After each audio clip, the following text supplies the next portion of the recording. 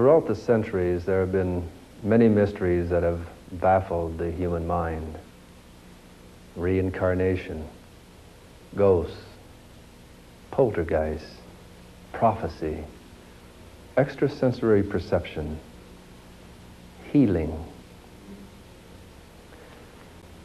In this program, in our Mysteries of Time and Space series, we will explore the mystery of UFOs and extraterrestrial visitation.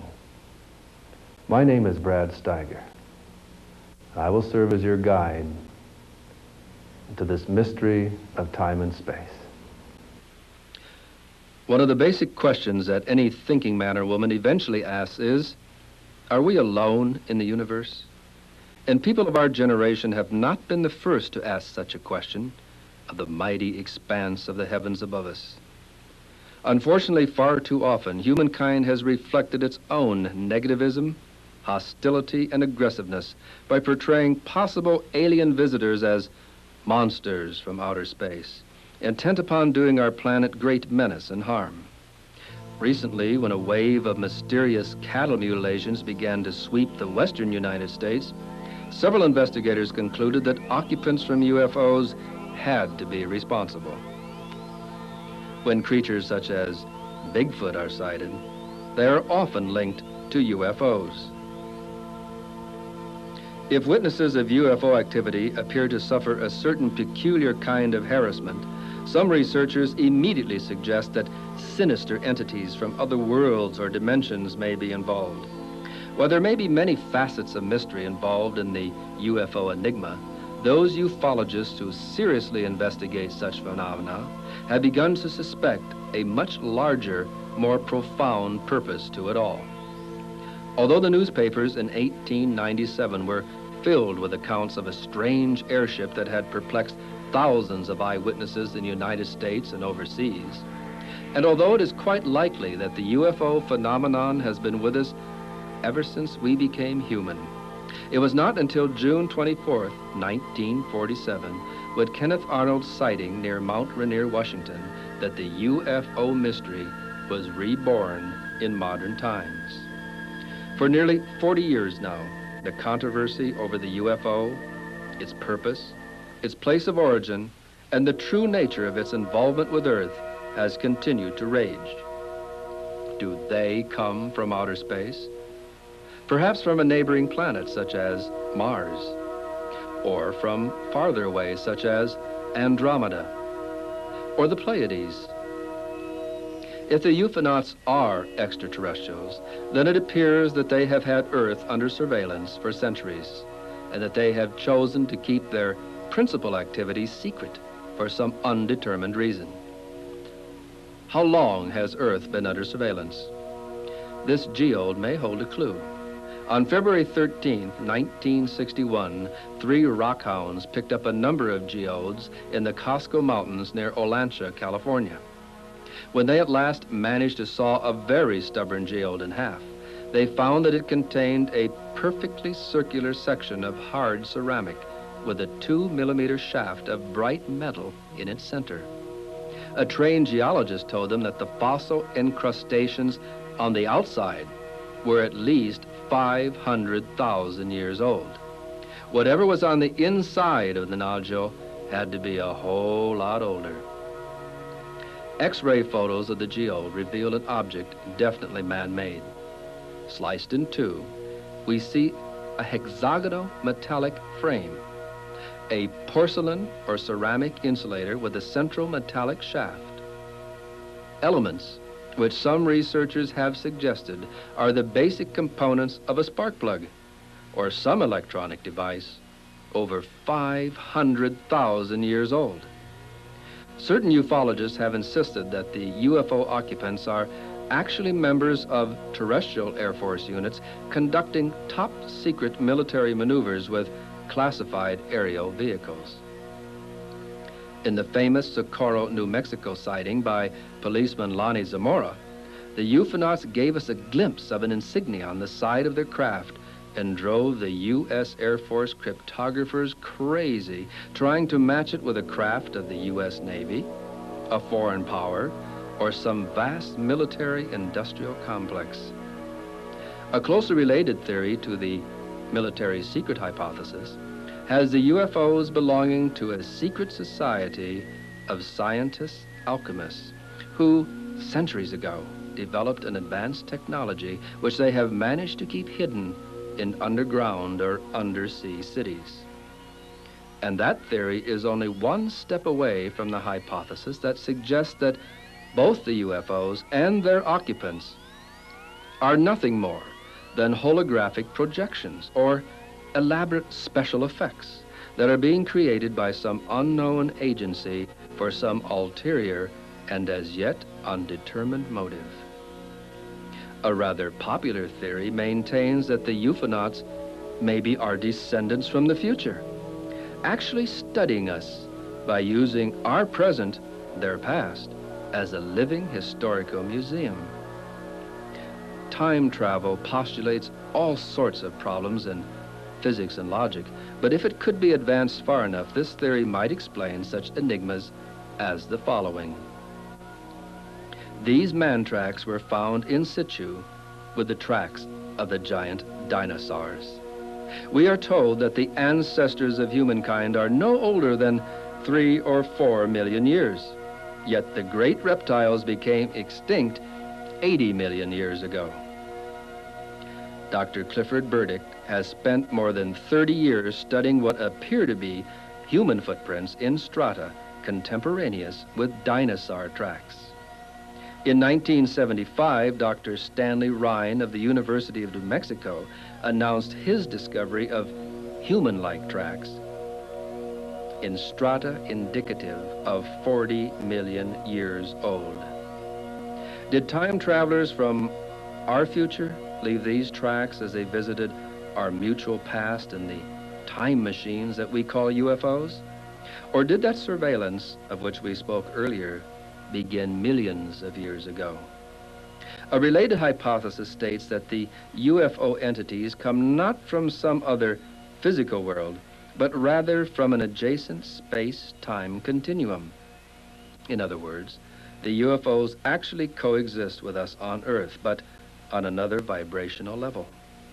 Well, if the dimensions ever cross, and quite obviously they do, or we wouldn't see UFOs at all, maybe the other dimensions hypothesis explains such artifacts as this beautifully wrought object that was discovered inside of solid pudding stone 15 feet below the surface near Dorchester, Massachusetts.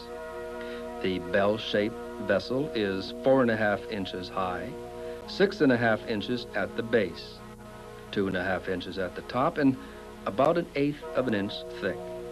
The metallic composition is brass with zinc, iron, and lead. The inlay is pure silver. Since its discovery, some of the world's finest and most complete laboratories have run the vessel through every conceivable kind of test.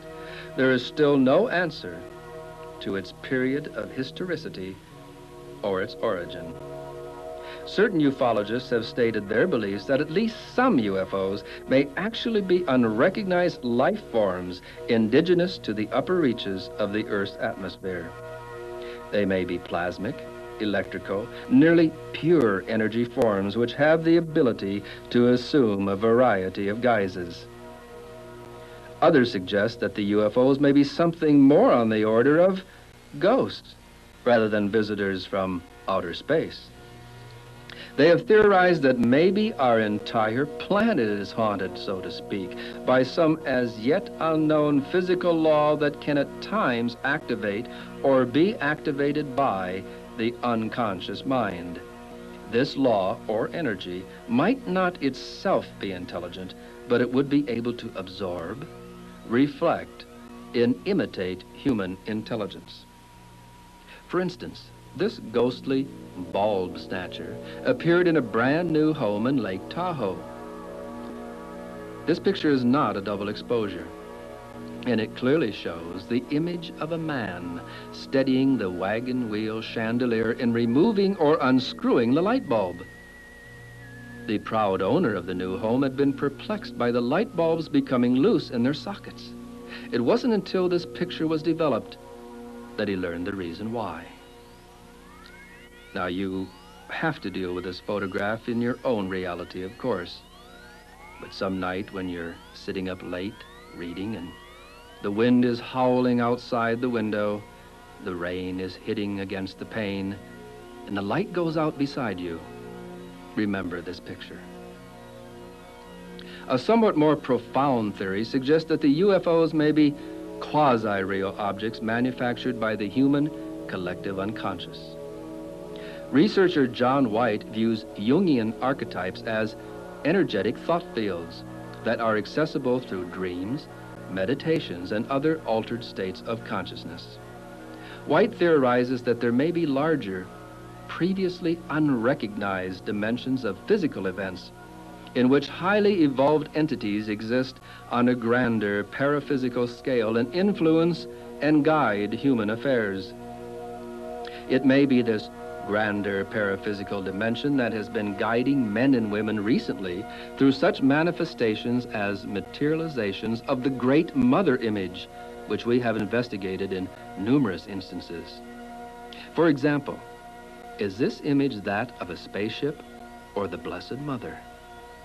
Audiences are about equally divided in their appraisals.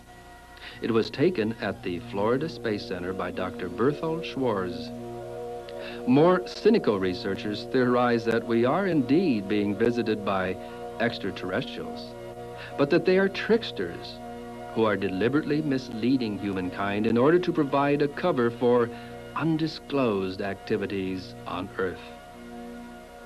A theory that seems quite provocative holds that UFO manifestations are the result of the magical machinations of elves, wee people, and other paraphysical entities that have coexisted with humankind as companion species and who appear to participate somehow with Homo sapiens in an evolutionary design. For centuries, it is true, the UFOs have been scorching clearings in the woods and leaving fairy circles. They've been doing the same thing in farmers' pastures. In this instance, the Iowa farmer who complained to us was upset because he thought the UFOs he saw nestling down in his pasture were somehow drawing electricity from the power lines, and he was afraid that he would get stuck with the bill. On July 1st, 1965, Maurice Massé, a farmer near Valençon, France, was rendered temporarily immobile until the strange elf-like trespassers in his field made their getaway. The UFOnauts have been pulling this trick for years. Perhaps that's where we get the stories of the wee people and their magic wand. On a rainy night in July 1969, a glowing oval-shaped UFO settled down in Warren Barr's bean field in Iowa's Cedar River Valley. Teenagers Pat Barr and her visiting cousin Kathy Marr saw the object as they were preparing for bed. Barr discovered the 40-foot in diameter scorched circle the next morning when he was doing chores. The UFO researchers who investigated reports of an alien craft on a Florida beach found what may be the impression of a landing gear. Nearby were what appeared to be corrugated, dumbbell-shaped footprints. Both in UFO literature and in the cases which I have personally investigated, the most often reported ETs are described as being about 5 feet tall, large-headed, with oversized, strangely slanted eyes, sometimes with reptilian-type vertical pupils. The entities are usually said to be dressed in close-fitting, one-piece jumpsuits. Very often, the witnesses notice a winged serpent shoulder patch on the UFOnauts' uniforms or observe such an object in a medallion or other insignia. I saw an entity such as this when I was 5 years old. It occurred in our Iowa farm. I was seated on the edge of the bed one October evening, and I heard the sound of someone dragging a wash tub over under the kitchen window. As I looked in that direction, I saw a smallish entity standing up on his tiptoes, peering in at my parents who were in the kitchen. I watched the being for quite some time, feeling a kind of anticipation and awe. And then the watcher must have felt as though he was being watched. And then he turned to look at me, and we made eye-to-eye contact. I have never forgotten the moment when we looked at one another eye to eye at a distance of probably 7 to 8 feet. It seemed as though the entity's eyes began to get larger and larger and larger. And I became very tranquil, very much at peace, and then I knew nothing else until I awakened the next morning. This is the way Patrolman Herb Shermer sketched the UFO occupants he encountered outside of Ashland, Nebraska, shortly after midnight on December 3rd, 1967. They were from 4.5 to 5.5 feet tall, Shermer told us. Their uniforms were silver gray, very shiny. Their suits came up around their heads like a pilot's cap. On the right side of their helmets, they had a small antenna just above where the ear would be. Their chests were bigger than ours. They were built very wiry and muscular. Their eyes were the one thing that I will never forget. The pupil went up and down like a slit. When they looked at me, they stared straight into my eyes. They didn't blink. It was real uncomfortable. Their noses were flat. Their mouths looked more like a slit than a regular mouth. Betty and Barney Hill were returning to their home in New Hampshire from a vacation in Canada when they noticed a bright light in the night sky of September 19, 1961. Confused and unable to explain his distress to his wife, Barney unexplainably drove off the main road to a side road where they found 5 humanoids blocking their path. Then, as if they had suddenly become marionettes under another's control, Betty and Barney Hill found themselves being taken to the UFO by the humanoids. 2 hours later, the Hills were returned to their automobile, at which time the humanoids told them that they would forget all about their abduction. The remarkable confrontation with an alien species would probably never have been brought to public attention had it not been for 2 factors. Both Betty and Barney were troubled by bizarre, inexplicable dreams, and they had discovered an unaccountable 2-hour gap in their journey home from Canada.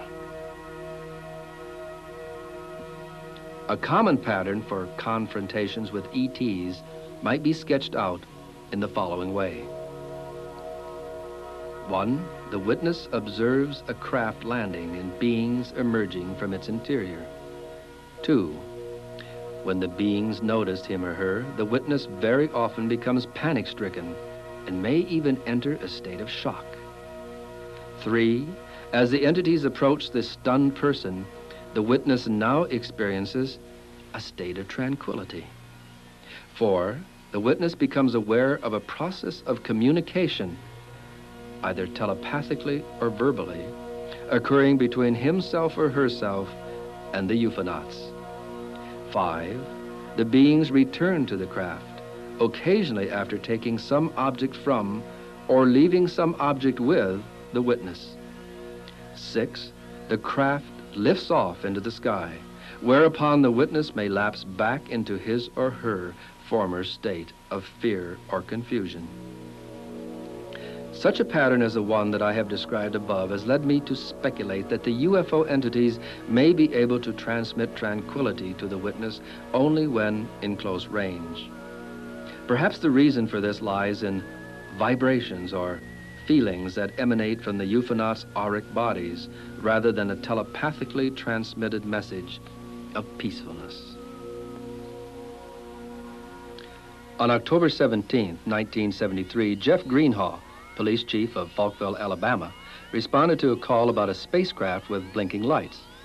Chief Greenhaw was unable to locate the alien vehicle, but he did see a creature dressed in metallic spacesuit standing in the middle of the road. According to Greenhaw, I got out of my patrol car and said, "Howdy, stranger," but he didn't say a word. I reached back and got my camera and started taking pictures of him. The entity didn't seem to mind posing for the camera, but he ran away when Chief Greenhaw turned on the blue light atop his cruiser. Late in the afternoon on November 5th, 1975, 7 Forest Service workers were returning from woodcutting work in the White Mountains of northeastern Arizona when they spotted a large, glowing, oval UFO hovering over a clearing. 22-year-old Travis Walton did not hesitate to walk nearer for a careful inspection of the object. The tall young man was standing directly beneath the vehicle when a ray of blue light beamed down and struck him. The last thing the 6 young men in the truck saw before they floored the accelerator and fled the scene was the sight of Travis Walton spread-eagled at the end of a blue ray. There would be no more Travis Walton for 5 days until he called his brother Bruce from a telephone booth on the outskirts of Heber, 12 miles from the spot where he had disappeared. One of the most thoroughly researched and most controversial ET abduction cases in modern times was launched when Travis Walton told the press that he had been aboard a UFO all that time. The entities were about 5 feet tall, Walton declared. They had large golden eyes set beneath domed foreheads. Although he never saw their small, compressed mouths open, he was aware of communication from the entities through telepathy. In the late 1960s, I presented my hypothesis that the reason why the most frequently reported UFOnauts resemble reptilian or amphibian humanoids may be because that is exactly what they are: highly evolved members of a serpentine or semi-aquatic species. A provocative theory is that the dinosaurs didn't really vanish, they evolved into a humanoid culture that eventually ran its course or was destroyed in an Atlantis-type catastrophe, perhaps just after they had begun exploring extraterrestrial frontiers. The UFO occupants seen today, then, may be the descendants of the survivors of that reptilian culture who are returning to monitor the present dominant species, Homo sapien sapiens, on the planet. Or, as an alternate hypothesis, today's UFOnauts may be a highly advanced reptilian humanoid culture from an extraterrestrial world. These serpent people would have evolved into the dominant species on their planet millions of years ago and would have become space explorers eons of Earth years ago. These same reptilian humanoids may have interacted in our world's evolution as genetic engineers, culture bearers, and silent observers of our resultant progress as a species. I have developed this hypothesis considerably for my book, The Seed, so I was delighted when I received word that Dale Russell and Ron Seguin of Canada's National Museum of Natural Sciences at Ottawa had fashioned a model of a humanoid dinosaur using Stenotchosaurus inequalis as their inspiration. Stenotchosaurus, according to Russell, had a rather large brain and eyes with overlapping visual fields. The 90-pound dinosaur also walked on 2 legs, and it appears to have had a partially opposable thumb on its 3-clawed hand. The result of such scientific speculation was an astonishingly human-like creature that Russell terms a dinosauroid. The creature stands 4.5 feet tall, has a large domed head, green skin, and yellow reptilian eyes. It should probably have had ears, Russell conceded, but the effect would have made it appear too human. As it is, the dinosaur man on display at Canada's National Museum of Natural Sciences almost exactly fits the descriptions of UFOnauts provided by thousands of men and women throughout the planet who have reported their close encounters with ETs. In the summer of 1982, producer-director Steven Spielberg introduced theater audiences to an extraterrestrial entity who literally lives on the love energy and who is apparently a member of a species that has been monitoring our planet to check out the soil and the flora and fauna. ET is definitely in the amphibian reptilian mold. And the motion picture is an excellent device for teaching young people to respect intelligences that may appear very different from them in physical structure. My wife Francie was told several years ago that extraterrestrial intelligences would begin using our media to begin a program of positive conditioning to prepare Earth men and women for large-scale UFO landings. Steadily, the population of our planet would perceive an interaction with an alien species as a mutually profitable experience. Such positive propagandizing was necessary after the wars of the worlds, which frightened us so in the early science fiction dramas that were presented by radio, television, and motion pictures. If some researchers find links between the fairy folklore and the UFOs, then it is to be expected that about an equal number will make an association between the UFOnauts and the angels, which are described by many religions as the messengers of God. The theory puts forth the concept that if these intelligences were concerned with the guidance and the salvation of early members of humankind, why should they not maintain such concern today? An entity such as this materialized to Francie when she was about 5 years old. He sang-talked to her of her mission in life. He identified himself in Earth terms as an angel. Francie remains in constant contact and communication with the entity, and she has since learned that his name is Kaif. Her contact with this being has proved to her that there is an intelligence external to humankind that cares about our spiritual evolution. UFO researcher Hayden Hughes arranged for Francie to be tested by science's most sophisticated new instrument for assessing the truth of anyone's claims, the Psychological Stress Evaluator, the PSE. Developed by 2 colonels in military security, the PSE detects any stress-related tremors in the involuntary muscles triggered by the subconscious mind.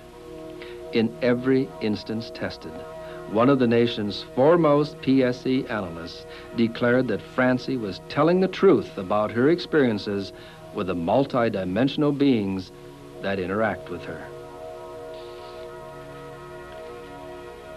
Surely the sons of God, who are referred to in the Bible, may have been checking in on this developing planet for hundreds of millions of Earth years, almost as if they were tending a garden. In 1971, amateur archaeologist Lynn Ottinger found traces of human remains in a stratum approximately 100 million years old. Remember, those species called human are far less than 1 million years old according to the official calendars. In the 1930s, Dr. Wilbur Greeley Burroughs, head of the geology department, Berea College, Kentucky, found 10 complete humanoid tracks in Carboniferous sandstone. After an exhausting study of several years, he concluded that the tracks had been made by a bipedal creature that positioned its feet like that of a human, had a heel and 5 toes, walked exclusively on its hind legs, and wore size 7.5 double E shoes 250 million years ago. On June 1st, 1968, William Meister discovered what appears to be a fossilized human sandal print in a Cambrian limestone formation near Antelope Springs, Utah. Overall, the print is 10.5 inches, 3.5 inches wide at the sole, 3 inches at the heel. The sandal is well worn on the right heel. The heel is indented about 1/8 of an inch more than the sole, indicating a characteristic and natural distribution of weight. Look at the object that has been mashed by the heel. It is a trilobite, the earliest fossil life form known to science.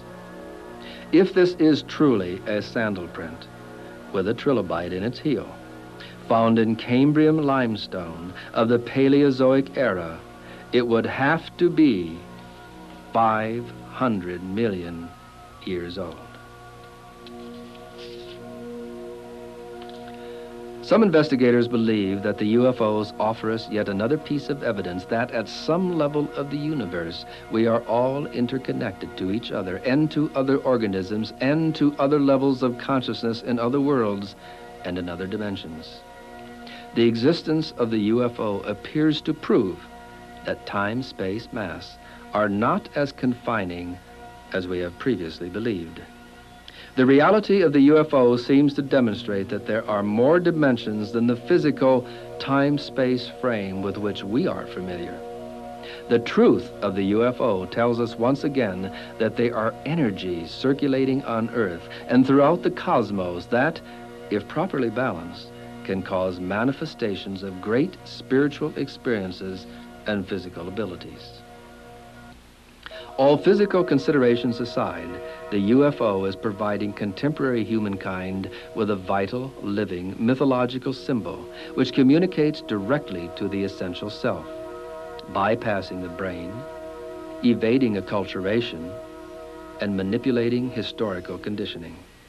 The UFO may serve humankind as a transformative symbol that will unite our species as one spiritual organism, functioning through members who, though separate in space, are yet one in being and belief.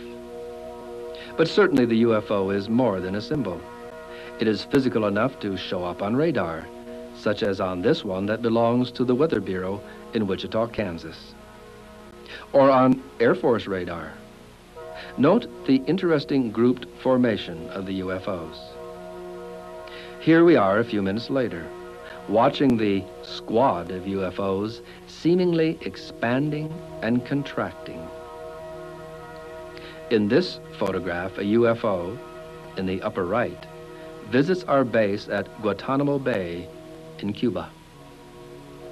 Here, UFOs check in for an inspection of the Coast Guard facility at Salem, Massachusetts. This photograph was taken by a Coast Guardsman as he watched the UFOs through a screen door. 3 classic UFO shapes were taken September 26, 1960 in Italy. And a variety cluster was snapped over Sheffield, England on March 4th, 1962. Hard UFOs, that is, UFOs that give a solid or metallic appearance, have been reported all over the world. In this chart, artist Hal Crawford has drawn hypothetical models based upon thousands of UFO reports. There are flat-bottom or concave-bottom UFOs. There are discs, flattened spheres, ovals, teardrops, cigars, cubes, and crescents, to name a few. This general map indicating UFO density is based upon hundreds of reports dating back to the early 1800s. Consistently, year after year, UFO activity seems heaviest or lightest in the variously shaded areas. Electromagnetic cases are those instances in which a witness of UFO activity has reported interference with his automobile, his lights, and so forth. This map also indicates where blackouts and brownouts of cities took place in which UFOs were suspect. Also included are cases in which animals seem affected by the overflight of UFOs. Electromagnetic activity has occurred in these areas in what would seem to be cyclical patterns. This map represents those areas in which UFOs have been seen touching down time and again. Although humanoid entities and UFO occupants have been reported in every state, there appear to be specific areas which they favor in what seem to be cyclic patterns. Again, this map is based upon hundreds of sightings which date back to the early 1800s. Here is a world map of EM cases and shaded areas which we term strangeness places. These are regions in which humanoids, ghosts, strange creatures, and unexplained disappearances occur in what would seem to be cyclic manifestations. Over 20 years of research has led me to the conclusion that some external force or intelligence has interacted with humankind throughout history in an effort to learn more about us, or in an effort to communicate certain basic truths to our species. I am also convinced that there is a subtle kind of symbiotic relationship that exists between humankind and these intelligences. In some as yet not fully understood way, they need us as much as we need them. The UFO intelligences seem to have the ability to influence the human mind telepathically and may project what appear to be three-dimensional images to the recipients of UFO activity. The image seen may depend in large part upon the preconceptions, fears, and hopes which the witnesses may have about alien life forms. That is why some witnesses of UFO activity may identify the intelligence as an invader from outer space, or a bug-eyed monster, or a light being. It may actually be a matter of the witnesses' prejudice, their level of technological sophistication, and their individual spiritual philosophy as to what form the UFO intelligence assumes. The really important thing to the UFOnauts may be that someone sees them and interacts with them on some level, either conscious or unconscious. In 1968, while conducting a worldwide study of psychically talented men and women in an effort to determine a pattern profile for those people who demonstrate ESP, I discovered a number of individuals who seemed to have been programmed to serve as guides through the times of change and transition which many believe lie ahead for humankind. These men and women appeared to be responding to some kind of timed release mechanism within them. It was as if DNA nuclei were literally exploding inside their psyches, reminding them of an extraterrestrial ancestry and a responsibility toward the people of this planet. I called these men and women the Star People, after the American Indian legends of those who came down from the stars to take unto themselves husbands and wives from the various tribes. Such accounts are recorded on petroglyphs and in the oral tradition of many Native American people. And I recognize the similarity of these tales to the verses in Genesis, which refer to the sons of God coming to the daughters of humankind and producing infants, which later became mighty men and women of great renown, giants in the earth. The pattern profile of the Star People indicates an unusual visitation from a humanoid being, an angel, or a glowing white light around the Angel 5. Most of the Star People have a lower than normal body temperature, extra or transitional vertebrae, chronic sinusitis, an unusual blood type, a hypersensitivity to light, sound, and electromagnetic vibrations, a yearning for a home not on Earth, and a great conviction that now is the time to begin to prepare the planet for a metamorphosis into the future. When I met Francie, I not only discovered someone who fit nearly all of the many items on the pattern profile, but one who had isolated other elements which she could add to my list. Perhaps most importantly, she had maintained a close contact with the entity who had visited her when she was 5, and she could provide answers to my questions of why the ETs had visited our planet so long ago. Francie, at this point in your research and your quest on planet Earth, do you believe that ETs visited this globe in prehistory and are still visiting this planet today? Yes, I definitely do. I think it has been obvious with Sumer and all of the cultures that have been affected with Egypt. They all spoke of being visited by extraterrestrial beings. How did these ETs appear in those days, do you believe? I believe I believe they contacted us in a lot of ways. I think that they probably used mental telepathy in some, since many were very advanced, and others were physically contacting us. So many people say, you know, if the ETs are really there, why don't they contact people? Why don't they really come down and make themselves known? Yet you and many people such as yourself believe that you have made contact with ETs. Is that true? Yes, we've made contact, I believe, with extraterrestrial beings that are perhaps multidimensional rather than the physical beings. There have been a few fortunate people that have made physical contact that are known as the contactees. I have not been so fortunate. I would welcome such a contact, and I imagine many of us would, but they are not allowed to truly overtly affect our society in any way that would really set us back. We cannot really take that type of contact with an advanced culture. Well, now many people would welcome the kind of contact you have. Kaif gives practical information. I know he's even given phone numbers that we've needed from time to time. Who is Kaif then? Kaif is the masculine aspect of my higher self. We all have a feminine and a masculine aspect to our higher self or our soul. And it is the guiding aspect. It is the aspect that actually assists me in many, many ways, as you well know. And the masculine aspect of everyone actually helps and guides them throughout their lives. We can meditate and make contact with this higher self, which is really a part of us. And in so doing, find out so many more things that aren't available to us out of books on Earth. Now, when Kaif came to you when you were 5. Right. He told you he was an angel. Right. Is he an angel in the sense that we think of as angels?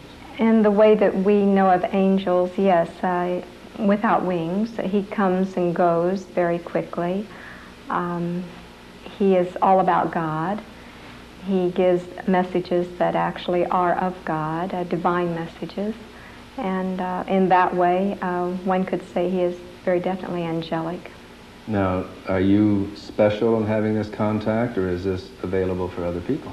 Everyone can have this contact. By meditating, especially every day at a particular time is better, and by practicing what they tell you. They teach you of love, of loving all things unconditionally. Of they, you mean these right. angelic type Right, beings. And they all speak of unconditional love. And to love all living things, because everything is really a part of God. And they say things like, for instance, that you can't possibly say that you love God if you do not love all living things, because all living things are from God.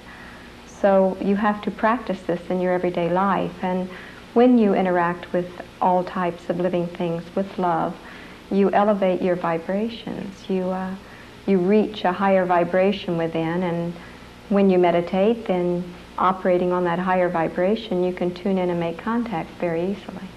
Now, let's go back to that contact that was made in Sumer, Egypt, probably even before that. Right. And that brings us to the research that we've been both so actively involved in for so many years, and that's the star people. Right. Now, in the research, as it developed, you began to channel or tune in on the different types of star people that we were discovering. At this point in the research, how do you define the different types or levels or degrees? I don't know what word I'm looking for here, but how would you define the types of star people at this point? Well, there are two types of helpers on Earth, the seeds, and both are star people, but we call them the seeds and the helpers. And the seeds actually carry the genetic heritage of contact that was probably made thousands of years ago. And the helpers are earthlings that are merely highly evolutionized, so that they're tuned in to the same thing that the seeds are all about. They're tuned in to the higher consciousness, to God's plan in the universe. There's a divine plan going on, and whenever you make contact with your higher self, by going within, you actually become tuned in to the pattern of God, the purpose of God, the interacting with all things. And when you interact in such a way, you gather the vibrations of a higher nature, which is the whole purpose of being, which is the divine plan. And these star people are about spreading this, spreading the divine plan of God, so that we all fulfill our destiny. Well, what now if someone comes to you and says, well, you know, I don't have an extra vertebrae, my blood pressure is kind of high, my body temperature is normal, I'm obviously not a seed, and I'm not certain if I'm a highly evolutionized earthling or not. Can I be a star person, or is this some exclusive club that only people who were born that way or have a special blessing can All join? people can actually be star people, and that's what we're all about. We're trying to help everyone to reach a higher consciousness, to have a perspective of a holistic view of the world.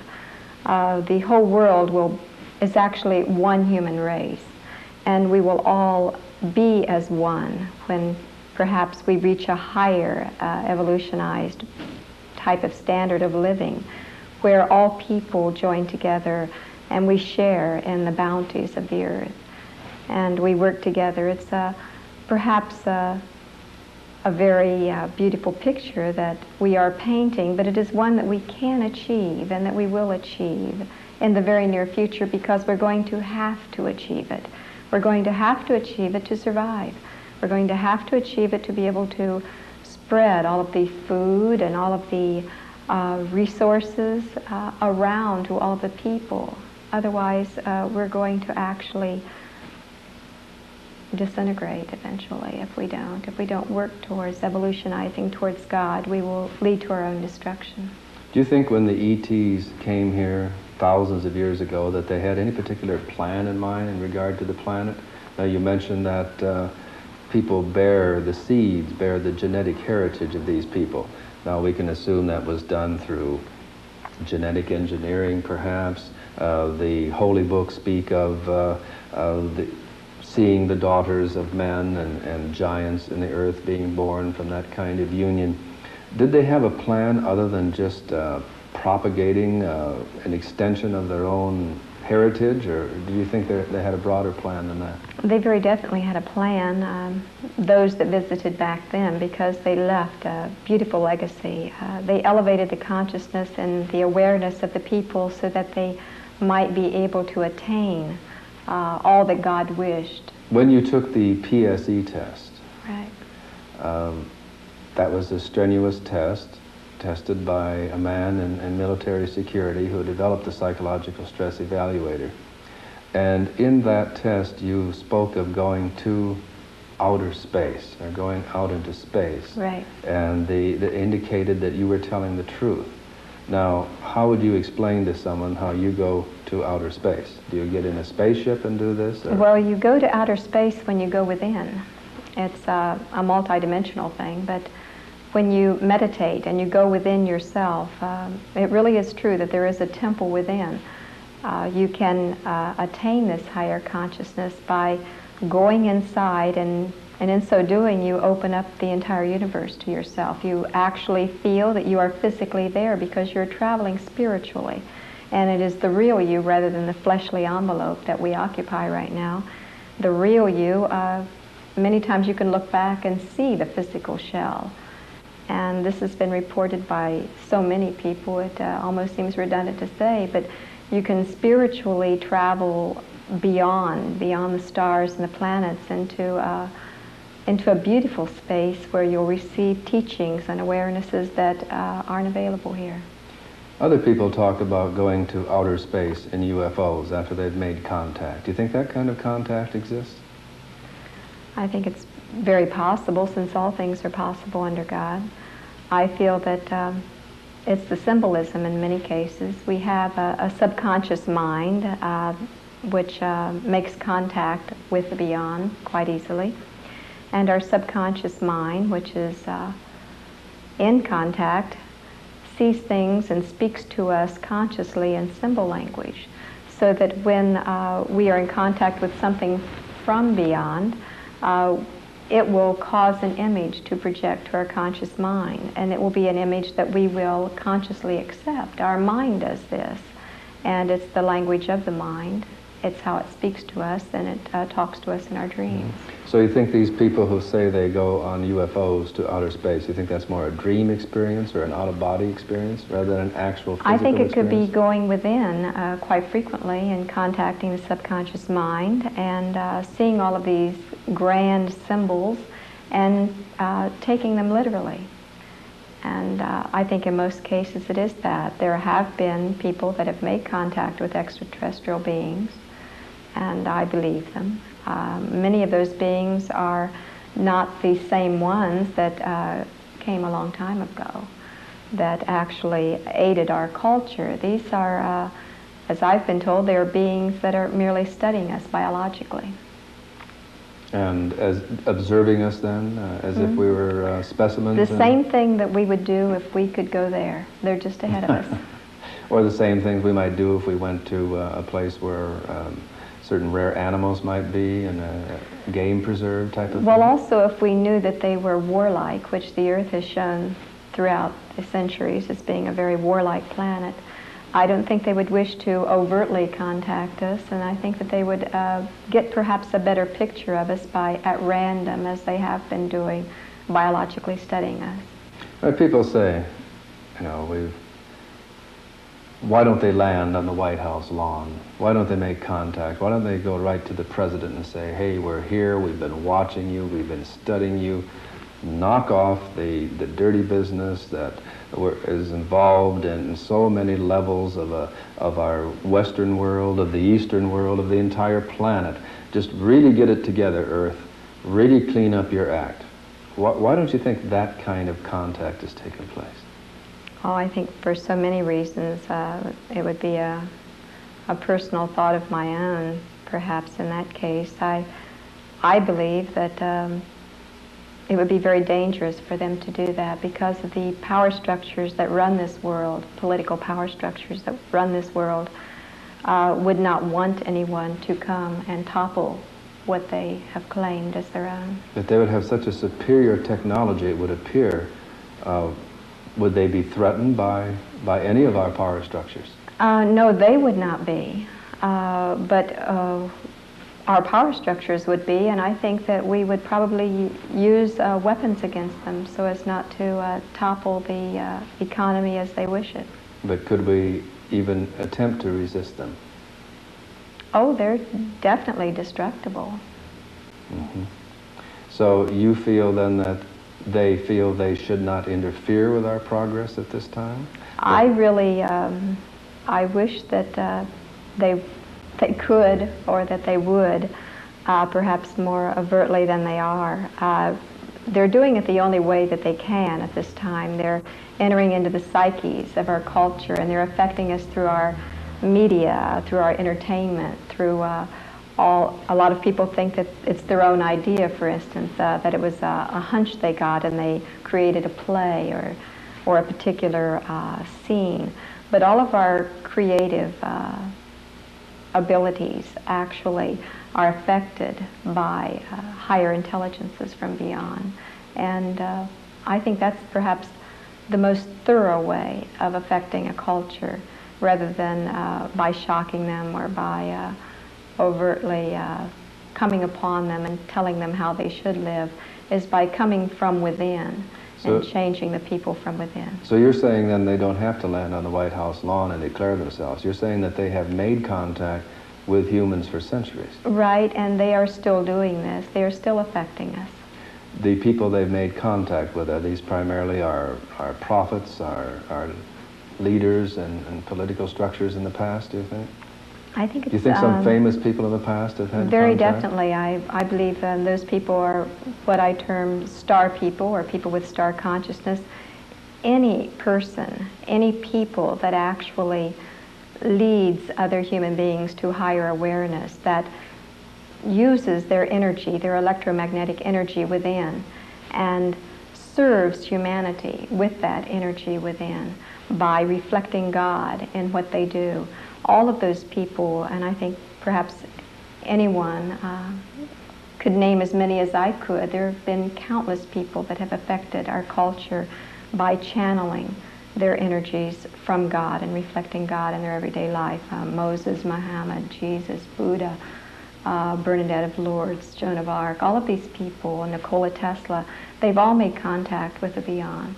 And they've all affected us. Did they make contact with ETs or with these multidimensional beings? Well, the ETs are more progressed than we are, and they've evolutionized to a higher state of being. But they're physical. They're physical. As we are. And they have become very aware of their multidimensional heritage, of their soul, of their higher self, of their purpose in being, of God. Mm-hmm. And therefore, they are in the same vein as the multidimensional beings, or as our soul, or as God.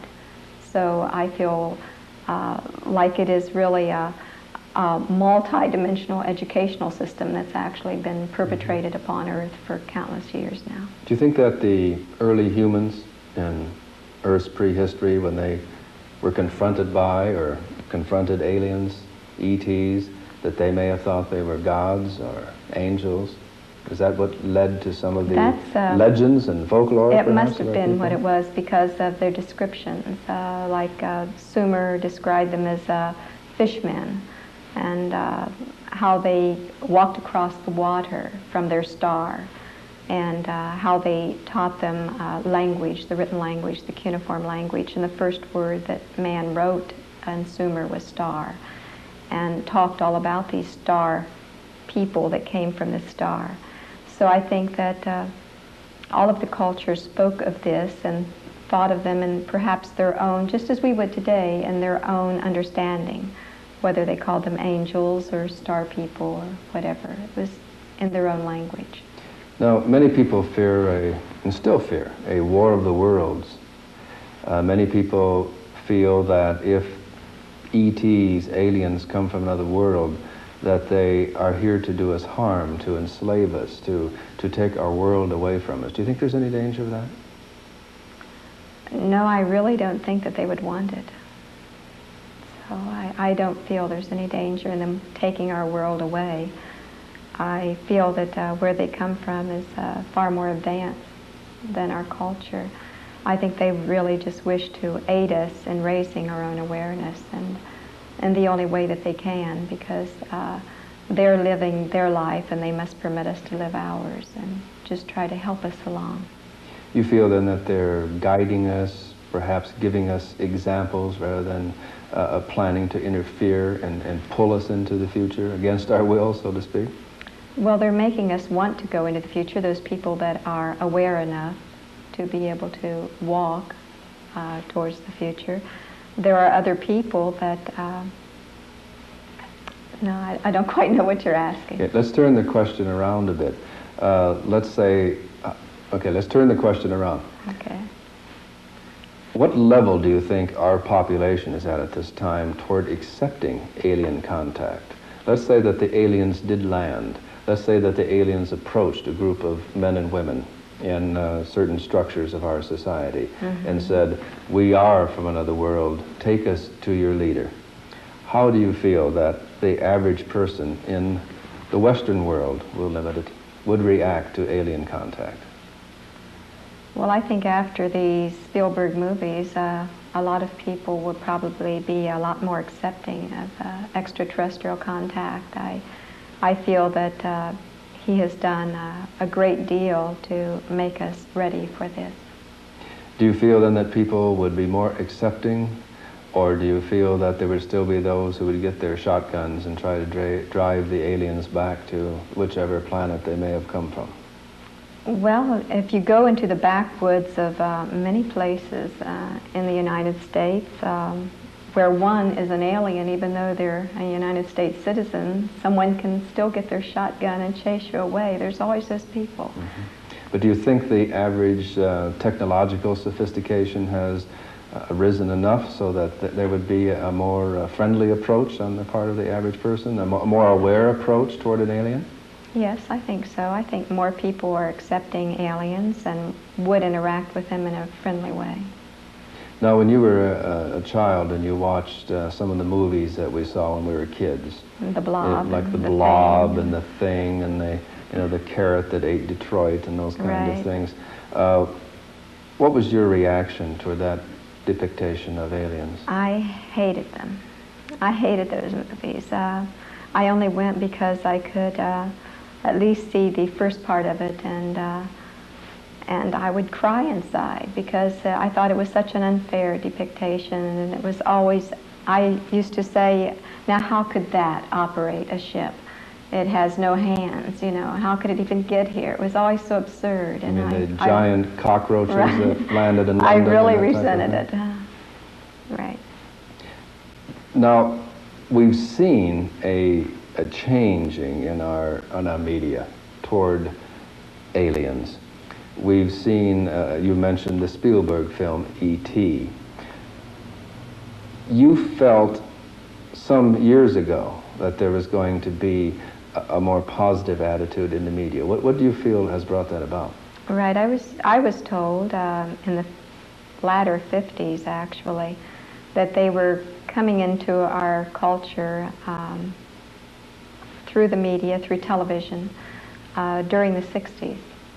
And during the 60s is when it actually began, and I was looking for it, and they told me that they would start affecting our children's programs first, and that they would, as the children grew older, be affecting our adults' programs as well by entering into the minds of men and causing them to become more aware of a more holistic approach to humanity.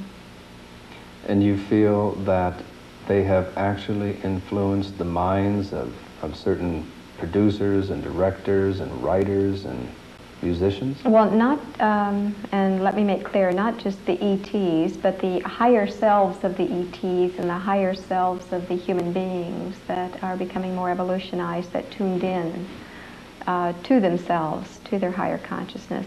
That's really what's affecting it, not just extraterrestrial visitors. Do you feel that someday the ETs will come in great arcs and land and take all the people who believe in them, or all the nice people of Earth, off the planet to another world? I know we differ in this because we've discussed this a bit. That's the mental image, the symbol system and the symbol pictures that almost every one of the star people were really receiving that they're going to have a mass landing and we'll all be taken aboard the rescue ships and get off of this forsaken place. Well, I understand it as a symbol, but what does the symbol mean, do you think? I think probably most of the star people hope that it's true. But if it isn't, then we're going to keep trying to make this planet a better place to live in and try and make it reflect God as much as possible and fulfill our destiny and our mission here. And in so doing, maybe we won't have to go somewhere else to find peace and love. It will actually be here on Earth. And isn't that why they perhaps chose to intervene with us in the first place? To intervene in the very function of this planet is so that we could learn to accept the challenges of this Earth and to tend our own gardens so that we could become responsible members of a larger universe? That sounds very good. Prophets, teachers, and inspired men and women from all cultures have sought to enlighten humankind with the message that we can become more things than we can imagine. There are more processes which take place within us than we know. We are all multidimensional beings, and we have the ability to learn a psycho-spiritual discipline so that we can control a marvelous universal energy in order to achieve self-mastery and to work miracles. The Hindus named it prana, the Jews ruah, the Chinese chi, the Japanese ki, the Polynesians mana, the Christians the Holy Spirit. All people at one time or another have sensed an unknown force that underlies all paranormal phenomena and that permeates all life on Earth. The ability to control this energy exists in a dormant state in the psyche of every human being. Awareness is the key that unlocks the door to this limitless potential. In these remarkable photographs, we see Olaf Johnson, the psychic sensitive who participated with astronaut Ed Mitchell in the Moon to Earth ESP experiments during the flight of Apollo 14, demonstrating his control of the X-force under laboratory conditions. Together with other sensitives serving as batteries, Olaf levitates first a table, then a man. 6 cameras recorded the experiments on infrared film in the darkened parapsychological laboratory of Danish researcher Sven Turt. Olaf told me of his activating experience at the age of 5, when an intelligence from somewhere beyond the stars contacted him in his native Sweden. Olaf said, "It was they who began telling me about the universe and cosmic harmony. I felt that they were friends, that they wanted to teach me and to help me. I am still convinced that they are friendly and that they intend to help humans as much as they can without interfering in our own development and free will." Israeli sensitive Uri Geller is another who experienced an activating incident as a child and who has freely admitted to being the channel for an external intelligence. Here, Uri makes a fork bend merely by stroking it with thumb and forefinger. The dinner fork, verified as intact before the controlled demonstration, gradually became pliable at its neck and finally parted. Admittedly, bending dinner forks with the psyche has a very limited social application, but such demonstrations as those by Geller do inspire others to begin their own efforts to control the X-Force in more meaningful applications. It should be pointed out here that a negative application of this unknown energy can express itself in those violent, chaotic manifestations which we label the poltergeist. Our friend Komar was activated through dream teachings as a child and has experienced ET contact as an adult. Komar channels the energy of his cosmic heritage by controlling pain through altered states of consciousness, then teaching others how to accomplish these mind over matters abilities. Komar can so demonstrate this facet of our star-seeded potential to the extent of walking on coals at temperatures as high as 1,500 degrees Fahrenheit, to the satisfaction of committees of medical doctors. Komar's pain control feats have earned him several listings in the Guinness Book of Records. When Dr. Norman Sheely of the Pain Rehabilitation Center, St. Francis Hospital across Wisconsin, examined Komar, he stated, quote, "It is obvious that Komar has the ability to distract his mind from going into at least an alpha state, and in it to have control over his autonomic nervous system. Komar uses this state of mind to prevent pain and body damage," end of quote. What Komar really seeks to accomplish in his public demonstrations is to shock people into realizing that they live their entire lives without using more than a small percentage of their full mental capacities. He's challenging everyone that if he can utilize a portion of that dormant brain power, so can we. Komar is a master at demonstrating that the conduit for the X-Force, the mana, the prana, the ki, is the human psyche. Some researchers believe that a biological transformation is taking place in humankind at this time. Powerful energies are circulating that, if properly balanced, can create manifestations of great psychic experiences and physical abilities. Some men and women can interact with the X-Force and use it to locate water, oil, precious metals, or lost persons.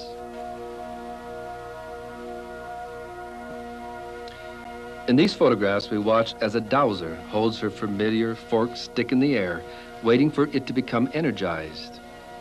Next, the camera records not only a bright corona around the tip of the stick, but a comet-like ray beneath it that seems to be pulling the dowsing rod after it.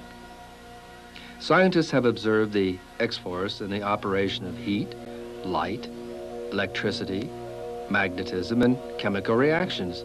It is, however, different from all of them. It fills all of space, penetrating and permeating everything. Denser materials appear to conduct it better and faster, and metal refracts it. Organic material absorbs it. This photograph represents a successful attempt to capture a man's aura on film. The aura is said to be that pattern of electromagnetic energy that surrounds all living things. The process known as Kirlian photography strives to provide yet another means of better defining humankind's multidimensional nature. At the same time, if certain colors in the aura can reflect changes in moods and in bodily health, then medical doctors will be equipped with yet another tool for treating emotional and physical disorders. Interestingly, the X-force appears to have its opposite number. The life-giving energy is seen as blue and gives a cool, pleasant feeling. The disintegrative energy is reddish and creates a feeling of heat and unpleasantness. In utilizing the X-force, the kahunas, high priests of the Polynesians, say that the energy flows from one object to another. The mana, they say, is sticky. So an invisible stream of energy will always connect any two objects that have in any way been connected in the past. This is the basis of what is known as sympathetic magic.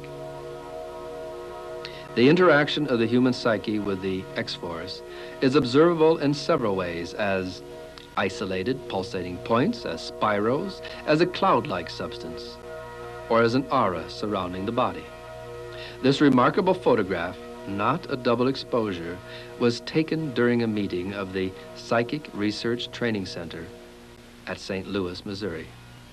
Maureen Garger, a healer, had as her goal the releasing of energy into a man who was sitting several feet in front of her.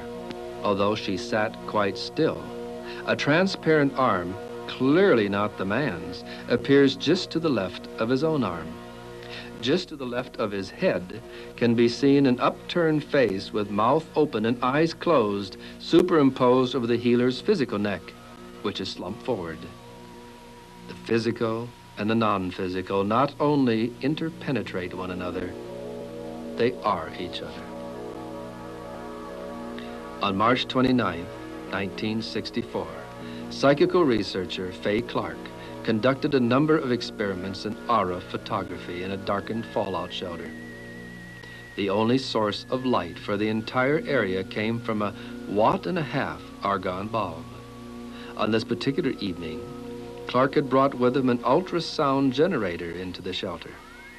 He moved the sound generator to various frequencies, and at one particular setting, a number of dots of light began to appear. They would group themselves in formation, and in some cases grow larger. Some of them developed tails. At times they appeared to be responding to his thoughts.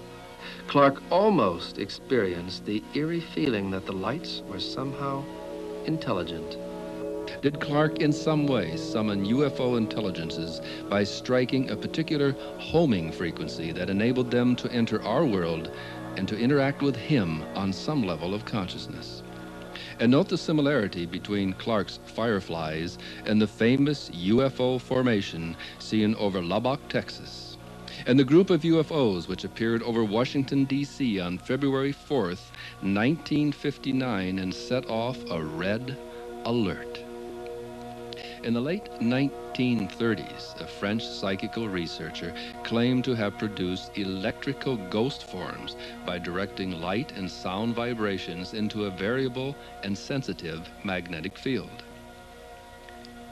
Nature's way of scattering huge amounts of electricity around is usually an electrical storm with brilliant bolts of lightning. Traditionally, we think of the spooky, ghost-ridden nights as being those occasions when thunder and lightning rumble and flash. Mediums seem to favor holding seances on evenings when the air is heavy with electrical vibrations. Rather than eerie bits of folklore, we may have been witnessing the electrical connection in operation for centuries.